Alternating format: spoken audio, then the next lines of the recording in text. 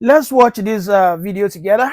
Distinguished colleague, this is one issue I have tried as much as possible to avoid.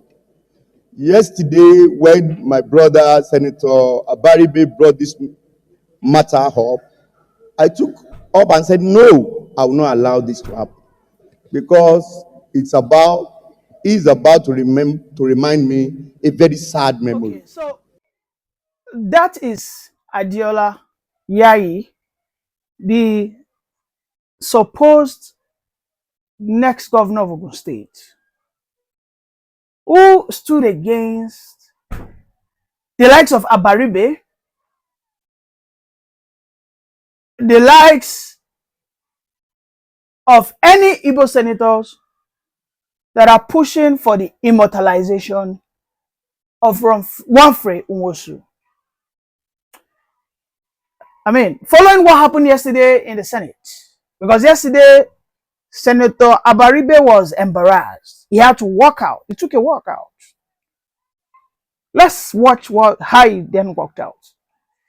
Yeah, okay. Now you're back. Adiola Yayi is saying that Professor Prof.Nwosu does not deserve to be immortalized. That he is not a hero of democracy, but a villain. That the only reason he would have been immortalized was he coming out, not just announcing the result. I mean, we all agree that he announced the result, but he did not declare MKO as the winner. Yayi is saying that if peradventure, as at then, Prof.Nwosu announced that, well, MKO is our president and he will be inaugurated in so day, if thereafter Babangida now arrested him and pied him or maybe jailed him, whatever the case is, then maybe he would have been worthy of being immortalized. But instead of Prof.Nwosu to do that, he simply ran into his shells. He wasn't brave enough. I mean, that he absconded. So therefore, he doesn't deserve it. You see, when we say that your hero might be my own villain, and my own villain can be your hero, vice versa. What that simply means is that when I look at the sun, I might agree within myself to say that it is the moon. We are not the same people who think alike. These senators from this part of the country are having serious backlash. The regular, generally accepted Igbo treatment, they are being treated like a lower senator. A senator Baribe from Abia State, who is not just a new senator, he has always been an old other senator. And just because recently we just, marked the death of Prof.Nwosu, they felt that Prof.Nwosu played a critical role. And I agree. Because as at the time he was announcing the result, his life was already at risk. In fact, he was asked to go out and denounce the result, that the result was a false, was a fallacy, that the election wasn't free and fair. But Prof.Nwosu still stood firmly that that election was an open election and it was the freest and fairest election we've ever had since independence. So therefore, those were the results that they got, which apparently indicates that Abiola had the highest vote. But he wasn't able to inaugurate it because Ibrahim Babangida did what? Annulled the election. But we can see that the grudges that were not the direct causations of Prof.Nwosu, this same Yayi who was at the book launch of Ibrahim Babangida as reported, you know. See, that's why he's speaking like that. Mr. President, very distinguished colleague, this is one issue I have tried as much as possible to avoid. Yesterday, when my brother, Senator Abaribe, brought this matter up, I took up and said, no, I will not allow this to happen. Because he's about to remind me a very sad memory. And I'm speaking not along party line or ethnic or whatsoever, as I've watched and listened to the contribution thus far.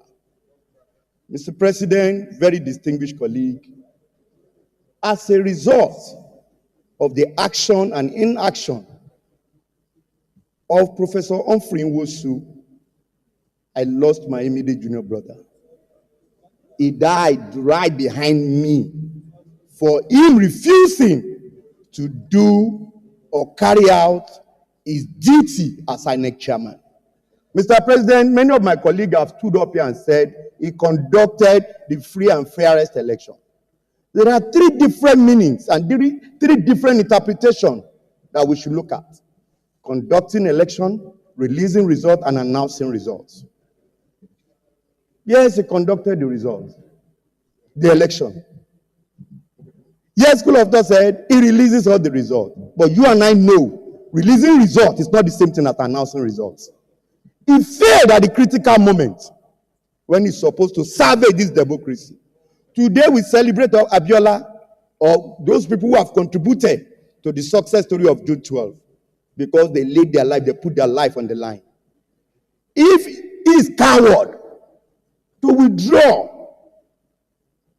in doing what is right at the critical moment, I think my brothers here should be fair enough.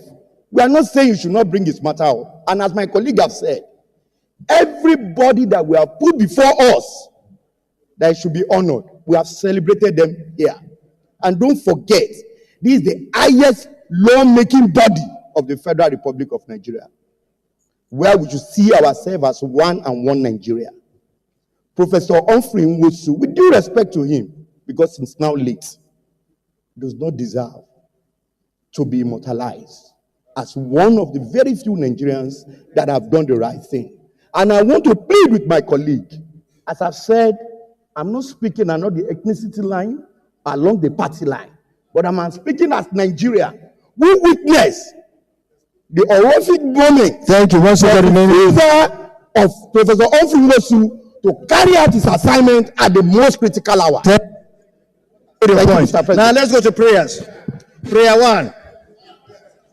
All the federal government to immortalize him by naming the INEC headquarters in Abuja after him. Those in favor of this prayer say aye. Those against say nay. Nay. The nays have it. Further urges the federal government to posthumously honor him with national honors. Those in favor say aye. Those against say nay. Nay. The nays have it. Extend condolences to his family and recognize their sacrifice in support of his work towards a better Nigeria. Those in favor of this prayer, say aye. Those against say nay. Nay. The ayes have it. So, hello, sorry. Order! Order! Please, can somebody order? Can somebody move a motion so that we can have a bit silence in his honor and pray for you? So are you following me? I hope you are following me. He is saying that Prof.Nwosu will not be forgiven because that June 12th, he was a player. How on earth was Prof.Nwosu a player in the famous June 12th election that Ibrahim Babangida annulled? Yayi's political mentor, which is Asiwaju Bola Ahmed Tinubu, was in that book launch, which was hosted by Ibrahim Babangida. He was there singing the praises of Babangida. Tinubu was there, his mentor. He has no issue with the president. He has no issue with every other Nigerian soldiers that perpetrated that evil. It is Prof.Nwosu, a civilian like yourself. In fact, Prof.Nwosu is not a northerner. But again, Yayi is saying that because of this, his involvement in the June 12th, God. You know, sometimes I now agree that this tribal wars that has been, you know, persistent between the Igbos and the Yoruba for a very long time has always been fueled by some politicians. And I'm afraid it seems this guy is one of them. Because why bring up a situation after many years, 32 years later, over 30 years later, you're saying you're not going to forgive Prof.Nwosu? Was it Prof.Nwosu that was in government? Did he have any power to have stopped the annulment? Or would you have just prayed, okay, he gives himself up? Even the families of Abiola already are forgiving Prof.Nwosu. This level of bigotry that we have in our society is being energized, fueled.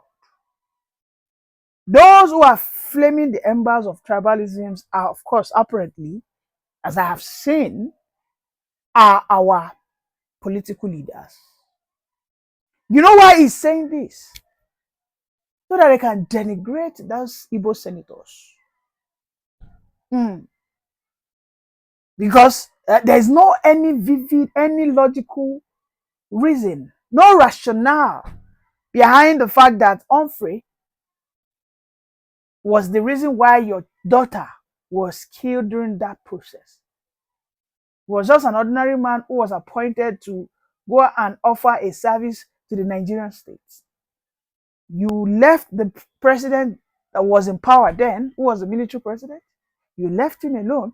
You decided to focus on Prof.Nwosu, that Prof.Nwosu would not get your forgiveness even in his death. Hey, people are wicked. People are extremely wicked. Well, let us watch the full session of what Yayi has to say and why he thinks Prof.Nwosu should never, ever be immortalized.